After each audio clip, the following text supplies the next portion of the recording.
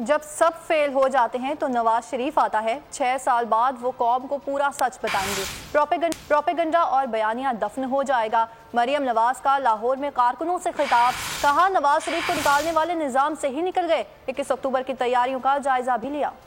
फकीदुल मिसाल इस्तकबाल के लिए तैयारियां। 31 अक्टूबर से कबल पार्टी सरगर्मियां उरूज पर। मरियम नवाज कारकुनों को मुतहर्रिक करने के लिए मैदान में आ गईं। लाहौर में पार्टी ओहदेदारों और कारकुनों से मुलाकातें। नवाज शरीफ की वतन वापसी पर इस्तकबाल की तैयारियों का जायजा लिया। मरियम नवाज ने खिताब करते हुए कहा, जब सब फेल हो जाते हैं तो नवाज शरीफ आता है। 6 साल बाद वो कौम को पूरा सच बताएंगे। प्रोपेगेंडा और बयानिया दफन हो जाएगा। नवाज शरीफ को निकालने वाले निजाम से ही निकल गए। कारकर्दगी से मुकाबला न करने वालों ने ताकत से मैदान से बाहर किया। नवाज शरीफ को इक़्तिदार से निकालने की सजा मुल्क और अवाम को मिली और मिल रही है। मरियम नवाज शरीफ ने ओहदेदारों और कारकुनों से मुशावरत की और इनसे तजवीज़ दी। मुलाकातों का सिलसिला आइंदा 10 रोज तक जारी रहेगा।